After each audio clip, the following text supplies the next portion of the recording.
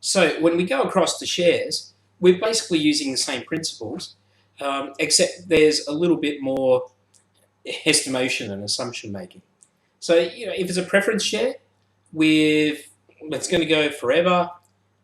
We're going to use an annuity model. With preference shares, we have constant dividends, so it's fine. Although, of course, they're slightly more risky than debt, because the debt holders always get paid off first, so your discount rate might be a bit higher, but valuing preference shares is pretty straightforward.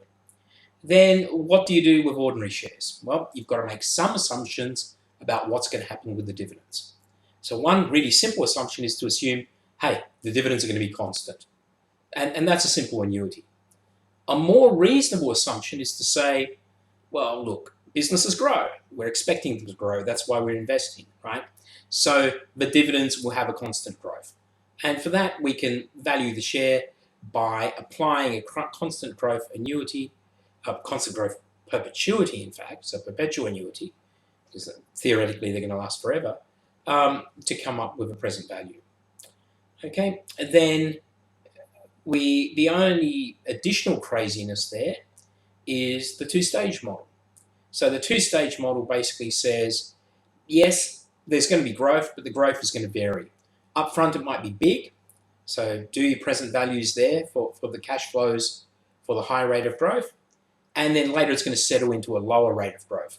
So you can, again, do a present value of a perpetuity with growth there.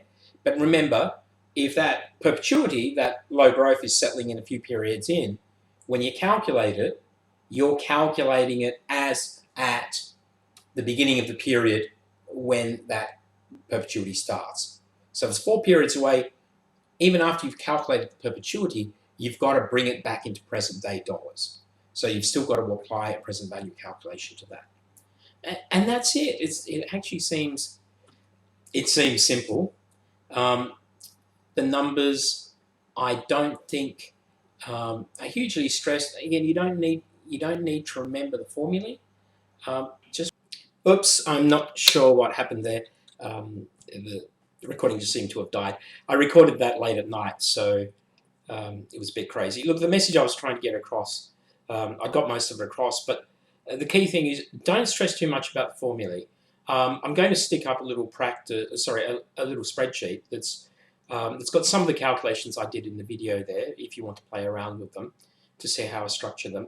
But the key thing is understand the concepts. Understand that what we're doing are simple present value calculations where we've got a stream. We can take some shortcuts for pricing annuities, but valuing bonds, preference shares, and shares is actually quite simple, right? You just make some wacky assumptions. So you either assume constant dividends, which is the same sort of thing you'd assume with bonds. They have constant coupons, except coupons usually finish, a bond gets repaid, shares go forever. So preference shares, constant dividends, constant growth is a little bit more reasonable for ordinary shares. Okay, we're expecting firms to grow. But I guess a two-phase growth model or two-stage growth model is more useful for pricing something new, a new idea or a new business that's happening, because it's unrealistic to assume crazy levels of growth for a really long time. I mean, generally somebody comes out with a new idea, it's great, we've got no competition, huge rate of growth, and eventually, either the market saturates or other competitors come in, and you step back to a lower level of growth. And that's really what the two-stage model is trying to give you. So it's not necessarily too wacky, but you've still got to make a lot of assumptions there, right? What's the period of fast growth? What's the period of, when does slow growth kick in? What are those cash flows going to be? So the assumptions actually determine your answer a lot, but at least the present value models give you a way of bringing those assumptions together. Just because it's a nice numerical calculation doesn't mean that the assumptions can't be questioned. The assumptions have a big impact on the answer that you get.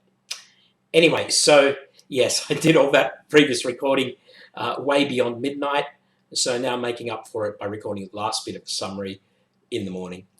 Okay, hope that's been of use.